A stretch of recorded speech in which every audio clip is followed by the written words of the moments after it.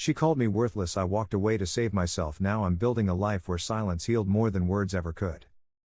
At 20, I still live under the same roof I've known forever, Mom, Dad, and my older brother, Connor, who's wheelchair bound due to cerebral palsy. When I turned 18, we made a deal. I'd stay at home until I graduated college and saved up for my own place. Fair enough. But the years have blurred and the boundaries blurred too, and I began thinking home meant comfort. At least, that's how Mom seemed to see it, until she didn't. I shuffle between classes and odd jobs, and though I haven't declared a major yet, I've been trying to figure out what I want. Meanwhile, Mom and Dad say it's no big deal, take your time, they said generously. But living for free came with unspoken rules that only I understood. By choice, or necessity, I became the household linchpin. I cook every evening, hearty dinners to fill our bellies and tired hearts, flavor smeared in casseroles and fresh baked bread. I clean the dishes, scrub the bathroom, sweep the floors, take out the trash at midnight when Dad forgets, and do laundry until my arms ache.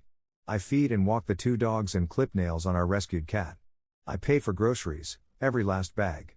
I even stock the medicine cabinet and rotate Connor's wheelchair cushion when it gets stinky. I do this because I love my family.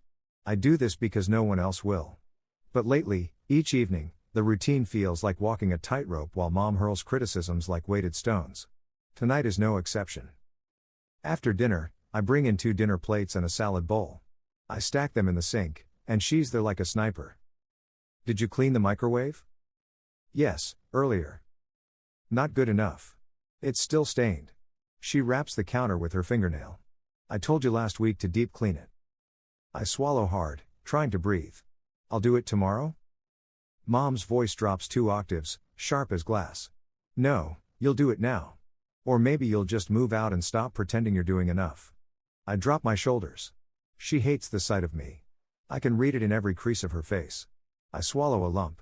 I do everything she doesn't, and still it's never enough. When Connor lived here full time, he never faced this storm. He parked his chair in the living room, flicked on the TV, and Mom never asked him for so much as to wipe his own face. If he yelled, she just yelled back. But with me, it's a lumbering, unrelenting critique. You don't do it right. You only think you do. You are lazy. You are worthless. That evening, I retreat to my room, the front room at the end of the hallway, where the light is dim and the walls feel thin. Dad knocks. He says, quietly, "Tell me again why you're still here." I lie and say, "To finish school." I can't say, because I'm scared. Because I don't want to start over somewhere else and be told I'm never good enough. My mind replays the agreement, live here until you graduate, we all said. But the promise has soured. Every task, every kindness, every compromise, they're backhanded bricks piled on me, a monument of disappointment I didn't earn. I stare at my reflection in the bedroom door mirror, round cheeks, tired eyes. My thin frame, the one she criticizes as either too skinny or too fat, depending on the day. My long, tangled hair, which she complains makes the place look like a shelter. I wonder why she can't love me. I've tried. I really have. Weeks pass like slow-motion month marathons of criticisms and tears smothered in the backseat of my car when I drive out for solace. I eat takeout in the parking lot of a bookstore, pretending I don't cry while I reread my favorite novel. I tell myself, I deserve to belong, even if she doesn't see it. One Friday evening, I wear my faded jeans and a soft sweater, something I chose to feel enough, whatever that means, and text Mom, "I'll clean the garage this weekend." I really mean it. I know how satisfying it will feel to organize boxes, sort Connor's medical supplies, dust long unused tools. Saturday morning, I plunge into it. I sweep, sort, throw things out, mop. I find an old shooting game console that Connor never used anymore, wrap it, and set it aside as a surprise. I clear empty paint cans and cracked bins. Lunch, I wash hands and show Mom. I clean the garage, I say, voice timid. She pokes inside. The shelves are nearly bare, floor sparkling. Her lips purse. Well. She raises a hand. It's fine. But you missed a corner back there. She points blindly. See? You don't pay attention. A knife slices my chest. I stand, cheeks flaming, breath gone. I did the whole thing. She drops her hands. Whatever, she mutters, you'll ruin that floor eventually anyway. Are you going to clean your room? I feel anger rising. The same garage she said needed cleaning 3 times last year, yet now that I've done the whole thing, It's still not enough. My fists clench. Mom's tone stays cold. You haven't picked laundry up all day. I move forward. Each criticism feels like fingernails down glass in my brain. I'm done being both maid and punching bag. Enough, I whisper. Everyone stops, the dogs, Connor, the hum of the fridge. Horror flickers in Mom's eyes. What? Enough. My voice steadier now. I'm here because school. I cook dinner, I clean, I pay for groceries, I take care of Connor and the house and animals. I do everything. And it's never enough for you.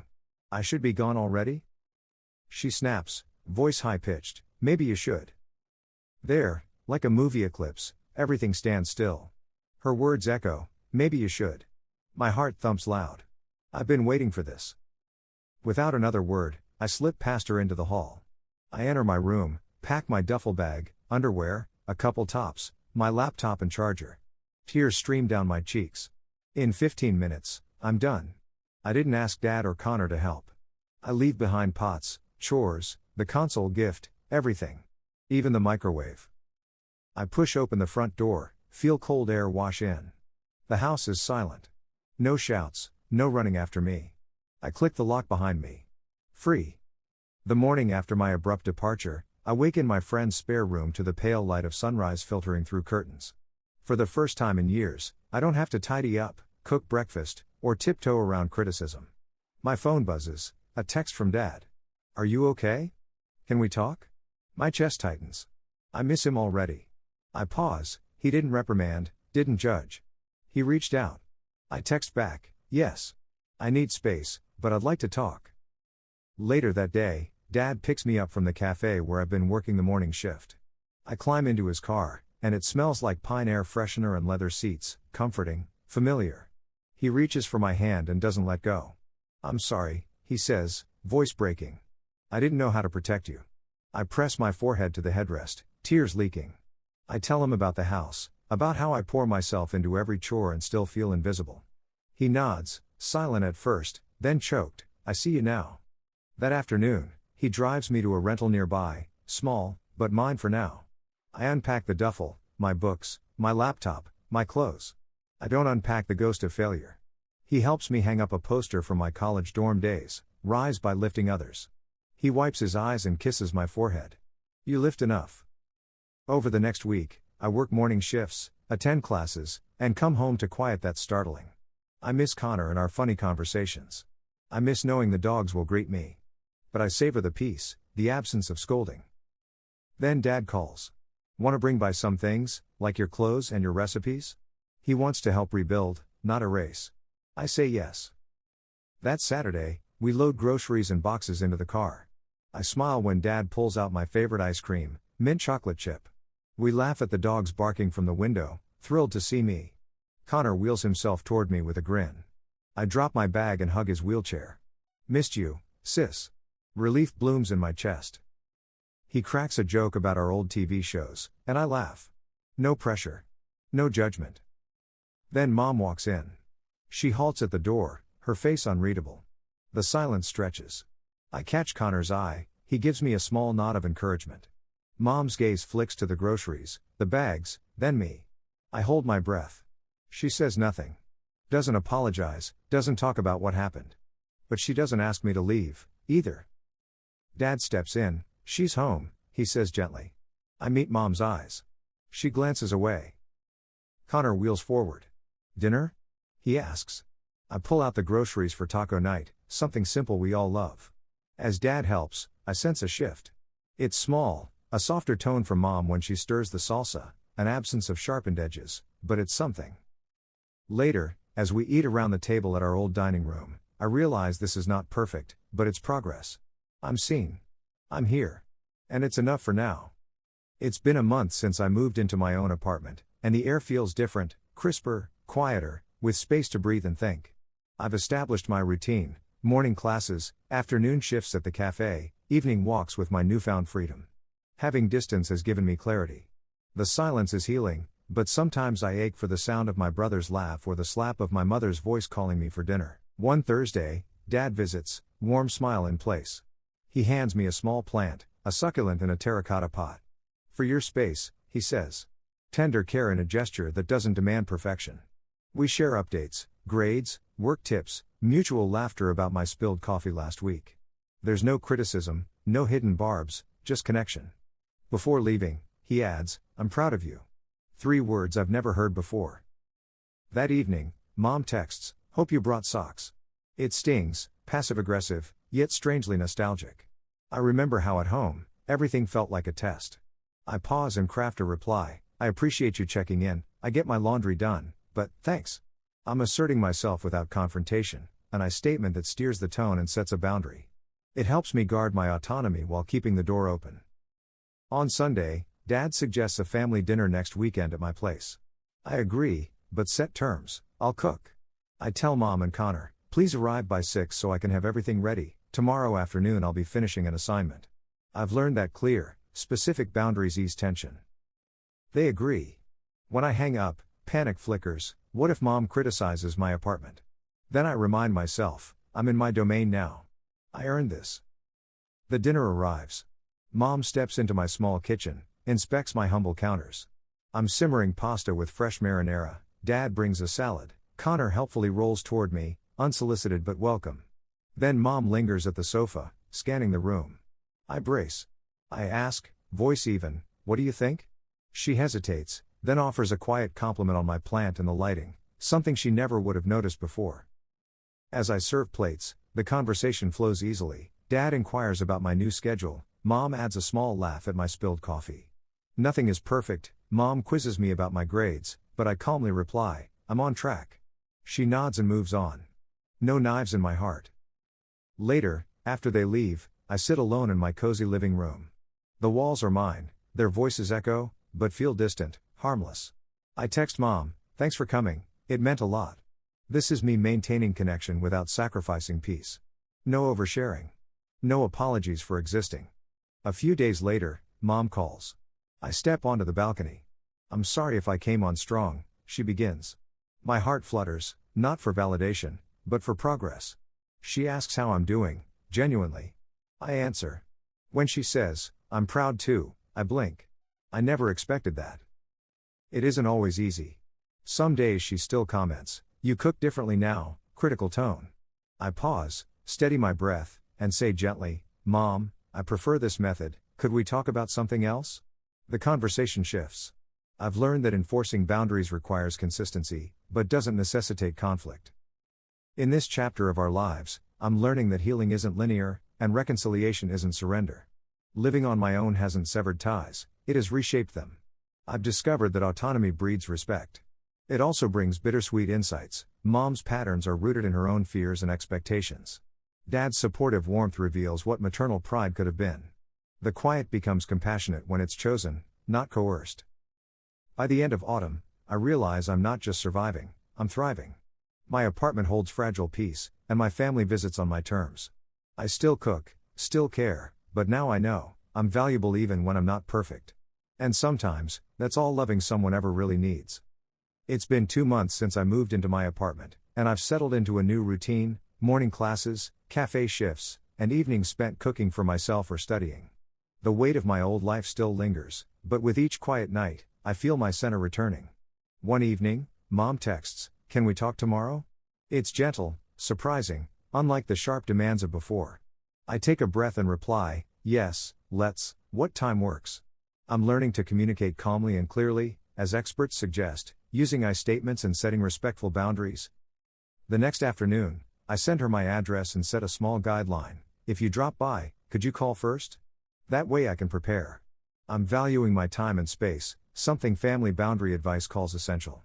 Mom responds with a like and says, "See you at 5. I breathe in relief, my terms are being acknowledged. When she arrives, she's carrying a pie and some flowers. I meet her at the door and thank her genuinely, not overdoing it, just honestly. She steps inside, pauses at the small bookshelf, and smiles softly. "You've done well here," she says. I nod, feeling pride I didn't expect to own. We sit at my kitchen island. I show her the succulent Dad gave me. It's healthy, thriving. "It's nice," she says quietly. We slip into conversation: my classes, Dad's health, Connor's latest joke emailed to me. No criticism, no demands, no pangs in my chest. Just presence. She pauses near the sink and says, "Do you need help with groceries next time?" I catch her checking my empty pantry shelves. I reply, "Thanks, but I'm managing. If I need anything, I'll ask." I'm honoring her offer while upholding my boundaries, allowing connection without reinstating old power dynamics. Later, we plan dinner with Dad and Connor next weekend, at my place. I set the conditions: arrive before 6, and feel free to share a recipe if you like. She laughs, and I realize I'm adopting suggestions, making our roles more equal. It's a shift, something experts note happens when shapes of relationships change post-moving out. That night, I reflect in my journal on how practicing firm kindness can shift old patterns. It aligns with boundary-setting guidance, being consistent without guilt, seeking support if needed, and prioritizing self-respect. I don't need perfection. I need respect. The weekend arrives. Mom, Dad, and Connor come over. I cook pasta with roasted vegetables, Connor helps grate cheese, and Dad opens a bottle of sparkling cider. Conversation flows. Dad teases Connor about his fantasy football picks, Connor teases me back. Mom asks about my assignments and actually listens. She compliments the light fixture I picked out. I see effort, not perfection, but a genuine step forward. When Mom starts to offer unsolicited advice about my study habits, I pause, gently say, "Thanks, but I've got a plan in place," and smile. She nods, doesn't push. My heart swells a little. This is the boundary meeting respect that experts say helps relationships evolve. After everyone leaves, the apartment hums with leftover laughter. I send a text to Mom, "Thanks again, it felt cozy tonight." She replies, "Me too, sweetheart." I allow myself to feel it. I realize that building a healthier relationship isn't about erasing past hurts, it's about forging new, respectful patterns grounded in mutual respect. I'm still the one paying rent, still the one cooking, but now those gestures aren't prerequisites for love, they're acts of sharing life. And that feels different. That feels like balance. It's been 6 months since I moved out, and life feels simultaneously quieter and fuller. My little apartment hums with the rhythm of my own choices: morning classes, lunch at the cafe, evenings spent writing or baking bread. I've found a balance, productivity anchored in independence. And yet, a part of me still cherishes the idea of family unity, on healthier terms, this time. One brisk Thursday evening, I'm pulled from a book by a ping from my phone.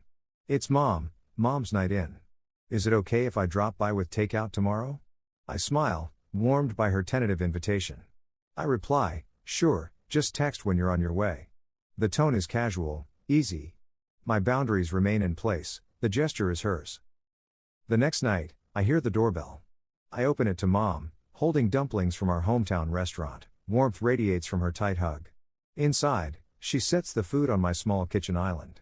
I resist the old impulse to turf her into the living room. This is my space, and I greet her with enthusiasm. We sit cross-legged on the floor, peeling dumplings, steaming bowls between us. The air is rich with nostalgia, but lighter now, free of criticism. She tells me about her day, her pacing around my tidy kitchen, pausing at the bookshelves and pausing at my succulent. She compliments, genuinely this time. When she asks about work stress, I share, and instead of brushing it off, she listens softly, nodding. The tone reminds me of a friend more than the mother who once sought to exert control. Later, as she leaves, she holds my hand and says, "Thank you for letting me in." I realize what has shifted. It's no longer about permission or performance, it's presence. I say, "Thank you for showing up." That weekend, Dad and Connor come over for a game night. They bring snacks, and the three of us huddle on the couch, laughing at family memes and joking about Dad's fantasy football picks. Mom's not there, which is fine. Our interactions are filling in at a pace that doesn't overwhelm us. On Sunday, Dad texts, "Want to join us for a hike?" I agree. Mom later texts, "Mind if I tag along?" I pause, breathe, then reply, "I'd love that." I take a moment, not afraid, just intentional, before sending. It's the new me, selective, hopeful, clear on her terms. The hike is bright with autumn colors. Dad and Connor lead, Mom lags behind me on the trail, holding back until I glance over and smile. We catch up breath and bounce casual jokes. For the first time in years, I don't wonder whether the glance will turn sharp again. It doesn't. She points out a mushroom, asks if I want to taste the fallen maple leaf, little moments of connection that feel revolutionary. After, over cocoa at a nearby cafe, Mom turns to me, "I'm proud of you." This time, I believe her. There are no caveats, no urgent need for praise or to twist it.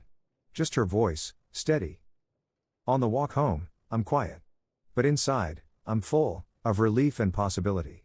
We've come far, from scolding cleanliness inspections and criticism, toward respect, trust, and real affection. I plan dinner at home tomorrow, no expectations, just an open invitation to care. Lying in bed that night, I reflect on the subtle but seismic shift in our relationship. Healthy boundaries didn't just protect me, they reshaped my family's behavior. And while it isn't perfect, we still slip up sometimes. It's real. It's alive. And I'm finally certain, moving out didn't break my family, it liberated us all. When winter's first snow dusts my apartment's balcony, I realize how far I've come. This chapter isn't about perfection, it's about proof that change is possible when boundaries meet compassion. Over the past months, I've practiced everything I learned from rebuilding sibling ties, managing expectations, using I statements, holding firm boundaries, and seeking therapy when needed. Mindstar.family. Tonight, I'm hosting both parents and Connor for dinner, a simple shepherd's pie and green beans, candles flickering. My apartment feels warm, all of it mine, without hidden guardrails or fear. As they step inside, each greets me differently, Dad with a hug, Connor with a wide grin, and Mom. Mom pauses, eyes soft. She says, "You've grown." No critique, just acceptance. We sit around the small table. Dad toasts, to family, and I lift my glass, remembering the first toast I never thought I'd hear. Conversation flows. Dad asks about my semester, Connor jokes about my kitchen skills, Mom compliments the lighting I chose months ago, the same decision she once criticized. No sharp edges linger, even her questions come from genuine curiosity, not judgment. Halfway through, Mom starts to speak, but halts. She inhales, then says in a steady voice, "I'm sorry for how I treated you." There's no preamble, no blame shifted. Her apology lands clean. I feel a mix of relief and emotion. I meet her eyes and reply, "Thank you. I know it wasn't easy." It's not a sweeping forgiveness, it's acknowledgement that begins to untangle years of hurt. She nods, and for the first time, it feels mutual. Our past isn't erased, but we're choosing respect over resentment. That moment echoes experts' advice to approach reconciliation with empathy, clear boundaries, and forgiveness rooted in intention, not perfection. Later, after dinner, Mom helps clear the table. I notice the satisfaction in her movements. No hurry, no critique, just presence. Dad smiles at me and whispers, "This is what I hoped for." My heart swells. When they leave, they linger at my doorstep. There's an unspoken shift. Mom hugs me again and says, "I'd like to do this more, if you'll let me." I answer, "I'd like that too." It feels like a real invitation, not a duty. As I lock the door, I realize this family we've created isn't perfect, but it's ours. Boundaries are in place, yes, no nagging critiques, no invasive demands, but warmth, acceptance, daily respect. In the days that follow, Mom texts with a meme we both laugh at, Dad calls with a check-in, Connor and I stream our favorite show Sunday nights. These small rituals accumulate, layer by layer, into a bond I didn't think was possible. Therapists call it ongoing practice, reconciliation that requires time, slip-ups, forgiveness, and mutual growth. And yes, there are still moments, a misplaced critique, a pang of old doubt, but now we pause, address it gently, and move on. I maintain space for myself, and they respect it. Tonight, I sit on the balcony and breathe in the crisp air. The city is quiet under snow, but my heart echoes warmth. I belong here, anchored to myself and connected, for the first time, to my family in a way that isn't defined by obligation or fear, but by respect, intention, and real affection. This story isn't a tidy happy ending, it's a beginning. A beginning forged by clear boundaries, honest apologies, and the courage to try again. And in this fresh chapter, I finally believe, we can keep going, together, but on our own terms.